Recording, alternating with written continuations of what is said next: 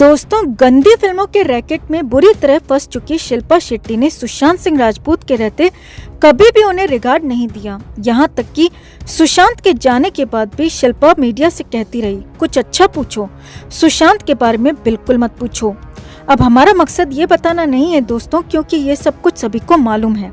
हमारा मकसद सिर्फ याद दिलाना है कि जो शिल्पा शेट्टी सुशांत के इंसाफ के लिए लड़ने वालों को मूर्ख बताती थी, आज उसी शिल्पा और उसके पति राज कुंद्रा की जिंदगी पूरी तरह से तबाह हो गई है, और वो भी अपने ही घटिया कर्मों की वजह से। अब तो हालत ये है दोस्तों कि इनका बचना तक नामुमकिन हो चुका है। और हालत तो ये है कि एक्टिंग की ओवर एक्टिंग की दुकान शिल्पा शेट्टी को लेकर एक और बड़ा खुलासा हुआ है, और वो खुलासा पूछताछ के दौरान का है। पुलिस सूत्रों के मुताबिक ये बड़ा खुलासा हुआ है, जिसमें पूछताछ के दौरान शिल्पा ने पहले तो हेकड़ी दिखाई, और जब एक नहीं चली तो फिर एक्टिंग की दुकान खोलकर रख दी और जबरदस्त ड्रामा किया।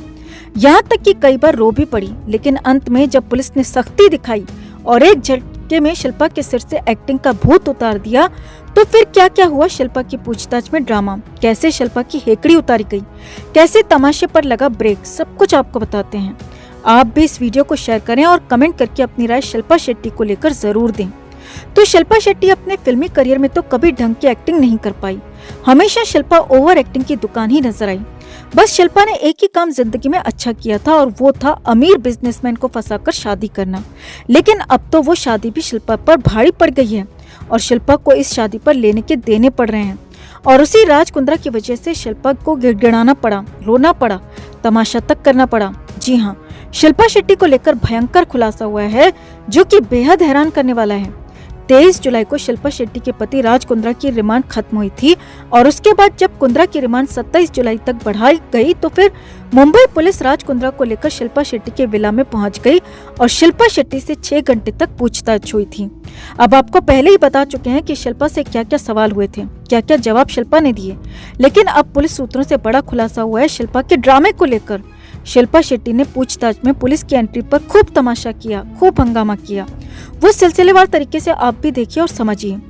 मुंबई पुलिस सूत्रों के मुताबिक 23 जुलाई को दोपहर 3:30 बजे जैसे ही राज कुंद्रा को लेकर शिल्पा शेट्टी के घर में एंटर हुई, तो खबरों के मुताबिक शिल्पा ने पहले तो एंट्री को ही गलत ठहरा दिया और फिल्मी अंदाज में पूछ लिया कि वारंट कहाँ है, बिना वारंट के कैसे घर के अंदर आ गए, और बिना वारंट के पूछताछ करने यहाँ कैसे पहुँच गए। शिल्पा ने खूब हेकड़ी दिखाई और लगातार हंगामा करती रही कि पुलिस घर के अंदर आ कैसे गई। अब शिल्पा मैडम तो फिल्मी दुनिया में जी रही थी दोस्तों, और उन्हें लगता था कि जैसे फिल्मों में होता है कि कहीं भी जाने के लिए वारंट चाहिए, मगर असलियत में ऐसा होता नहीं है। सूत्रों के मुताबिक मुंबई पुलिस ने जब शिल्पा को बताया कि उन्हें किसी आरोपी के घर में जाकर छानबीन करने और पूछताछ करने के लिए किसी भी वारंट की जरूरत नहीं है, तो शिल्पा शेट्टी की हालत खराब हो गई, क्योंकि शिल्पा ने तो कोई तैयारी नहीं की थी। मुंबई पुलिस ने घर में पहुंचते ही सारे लैपटॉप्स, मोबाइल फोन्स, कई इलेक्ट्रॉनिक गैजेट्स को जब्त कर लिया और पूरे घर की तलाशी ली, और उसके बाद शिल्पा से पूछताछ करने की तैयारी शुरू हुई। अब यहाँ पर भी खूब हंगामा हुआ। फिल्मों की काल्पनिक दुनिया में जी रही शिल्पा शेट्टी एक बार फिर अड़ गई कि ऐसे जबरदस्ती सवाल जवाब नहीं हो सकते। लेकिन यहाँ पर भी एक बार फिर से मुंबई पुलिस ने शिल्पा की हेकड़ी निकाल दी, जब फिल्मी के बजाय असली कानून से रूबरू करा दिया। यानी अब शिल्पा से पूछताछ होना तय हो गई थी। लेकिन शिल्पा शेट्टी इसके लिए बिल्कुल भी तैयार नहीं थी, क्योंकि फिल्मों में तो स्क्रिप्ट दी जाती है, डायलॉग्स को रात रात भर रट्टा लगाया जाता है, मगर यहाँ तो शिल्पा के पास न तो कोई स्क्रिप्ट थी और न ही कोई डायलॉग, और न ही पीछे से बताने वाला कोई डायरेक्टर। शिल्पा से पूछताछ शुरू हुई और सवालों का सिलसिला शुरू हुआ, तो शुरुआत में शिल्पा मुझे नहीं मालूम या फिर मैं नहीं जानती जैसे जवाब देती रही।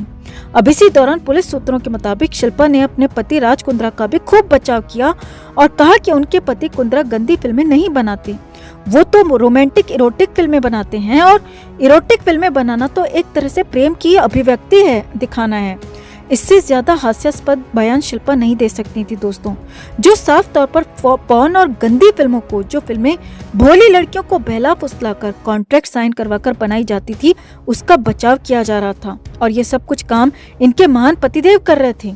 उस पर खुद एक औरत होते हुए भी शिल्पा किस तरह से पर्दा डाल रही है, देखकर गुस्सा भी आता है और हंसी भी। खैर, अब आगे देखिए।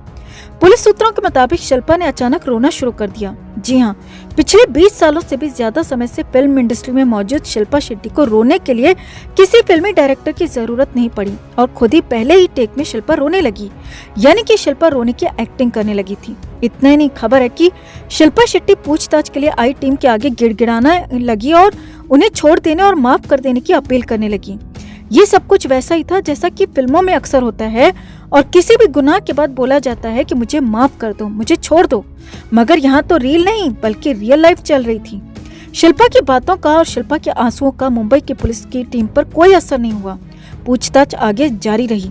अब शिल्पा इस दौरान कुछ सवालों के जवाब भी दे रही थी, जबकि अधिकांश सवालों पर शिल्पा मुझे नहीं मालूम और मैं अपने पति के बिजनेस को नहीं जानती जैसे जवाब देती रही।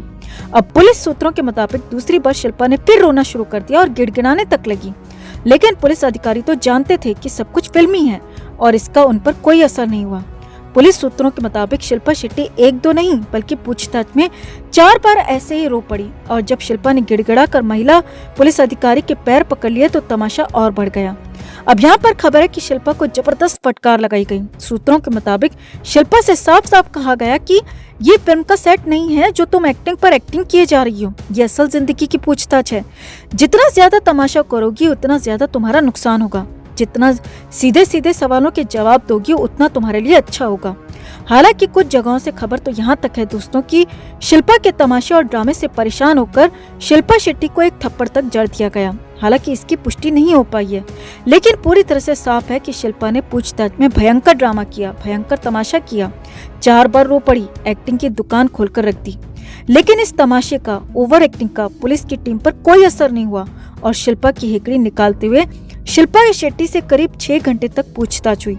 और बड़ी बात यह भी है कि पुलिस को जैसे ही शिल्पा के खिलाफ कुछ भी बड़े सबूत मिलेंगे तो तुरंत ही शिल्पा शेट्टी को अरेस्ट कर लिया जाएगा, जिससे शिल्पा की मुश्किलें और बढ़ जाएंगी और शिल्पा जेल पहुंच सकती है। और अगर शिल्पा जेल पहुंचती है तो फिर वहां अपने साथी कैदियों को जरूर अपनी ओवर एक्टिंग सिखा सकती है। तो शिल्पा शेट्टी के इस तमाशे पर, इस फिल्मी दुनिया पर आपका क्या कहना है? सुशांत के साथ किए गए इन लोगों के दुर्व्यवहार पर आपका क्या कहना है दोस्तों? कमेंट करके आप भी जरूर बताएं। दोस्तों, राज कुंद्रा के अरेस्टिंग के बाद पूनम पांडे ने एक और शॉकिंग रिवीलेशन कर दिया है कि राज कुंद्रा ने उन्हें कैसे डरा धमका के कॉन्ट्रैक्ट साइन करवाया था। आपको बता दें कि कुंद्रा की अरेस्टिंग के बाद पूनम पांडे ने पहले स्टेटमेंट में तो डिप्लोमेटिक बात कही थी कि राज कुंद्रा की अरेस्टिंग से मुझे परेशानी हो रही है, मुझे शिल्पा और उसके बच्चों की चिंता है। लेकिन अब फाइनली पूनम पांडे ने खुलकर बात की है और ये बात इसीलिए की है पूनम पांडे ने ताकि और भी एक्ट्रेसेस जिनके साथ भी उनकी तरह ही ज्यादती हुई है वो सामने आए और राज कुंद्रा के खिलाफ स्ट्रिक्ट एक्शन लिया जा सके। आपको बता दें कि पूनम पांडे के स्टेटमेंट के बाद हो सकता है कि और भी एक्ट्रेसेस सामने आए और राज कुंद्रा की मुश्किलें और बढ़ सकती हैं। पूनम पांडे ने एक लीडिंग न्यूज पोर्टल को इंटरव्यू देते हुए कहा, मुझे धमकाया गया था और फोर्स किया गया था। जो कॉन्ट्रैक्ट मुझे दिया गया था उसे साइन करने के लिए। इस कॉन्ट्रैक्ट में लिखा था कि मुझे उनके हिसाब से ही शूट करना है, उनके हिसाब से ही पोस्ट करना है और जैसा वो शूट करना चाहते हैं वैसा ही मुझे शूट करना पड़ेगा। अगर मैंने ऐसा नहीं किया तो वो मेरा पर्सनल स्टफ, मेरी जो पर्सनल वीडियोस या जो कुछ भी मेरी पर्सनल बातें उनके पास हैं उसे वो लीक कर सकते हैं। जब मैं कॉन्ट्रैक्ट को साइन करने के फेवर में नहीं थी और मैं इस कॉन्ट्रैक्ट को टर्मिनेट करना चाहती थी तब इन लोगों ने मेरे फोन नंबर को लीक कर दिया था। आपको बता दें कि तब खबर आई थी कि पूनम पांडे की वीडियो के साथ राज कुंद्रा ने उनका मोबाइल नंबर फ्लैश किया था अपने ऐप पर और उस पर लिखा था कि आप मुझे कॉल करो इस नंबर पे, मैं आपके लिए कपड़े उतारूंगी। पूनम पांडे कहती हैं कि ऐसा करने के बाद मुझे आज भी याद है कि मुझे आपत्तिजनक कॉल्स आने लगे थे। पूरी रात मेरा फोन बजता रहता था। मैं बहुत डर गई थी और सहम गई थी और मुझे अपना घर तक छोड़ना पड़ा था क्योंकि मुझे डर था कि कोई मेरे घर पर ही ना आ जाए। इन फोन कॉल्स और मैसेजेस में मुझे अलग अलग तरह की सर्विसेज देने के लिए कहा जाता था और बहुत ही गंदी और भद्दी बातें कही जाती थी। मैं बहुत डर गई थी। आपको बता दें कि ये सब होने के बाद ही ईयर 2019 में पूनम पांडे ने राज कुंद्रा के खिलाफ कंप्लेंट फाइल की थी जिसमें उन पर चोरी का आरोप था कि कैसे पूनम पांडे जो कंटेंट राज कुंद्रा को दे रही थी उनके ऐप के लिए, यानी कि जो ऐप राज कुंद्रा की कंपनी संभाल रही थी और उन पिक्चर्स और वीडियोस को राज कुंद्रा पूनम पांडे की ऐप के साथ अपनी ऐप हॉटशॉट्स पर भी इस्तेमाल कर रहे थे कॉन्ट्रैक्ट खत्म होने के बाद भी, जिसके बाद पायरेसी के लिए ये कंप्लेंट की गई थी और राज कुंद्रा के खिलाफ ये केस बना था। पूनम पांडे ने इस इंटरव्यू में कहा कि मैं ये सब इसलिए बोल रही हूँ क्योंकि मेरे साथ भी गलत हुआ है और मैं मानती हूँ कि और भी लड़कियां हैं जिनके साथ गलत हुआ होगा, तो मेरे बोलने से क्या पता उन लड़कियों को भी हिम्मत मिले और वो भी सामने आकर सच्चाई का खुलासा कर सकें। तो इस लेवल का घटिया इंसान है राज कुंद्रा। पूनम पांडे के इस पूरे खुलासे पर आप क्या कहना चाहेंगे? कमेंट में जरूर लिखें। हर अपडेट के लिए बने रहें हमारे साथ, क्योंकि आप हैं तो हम हैं।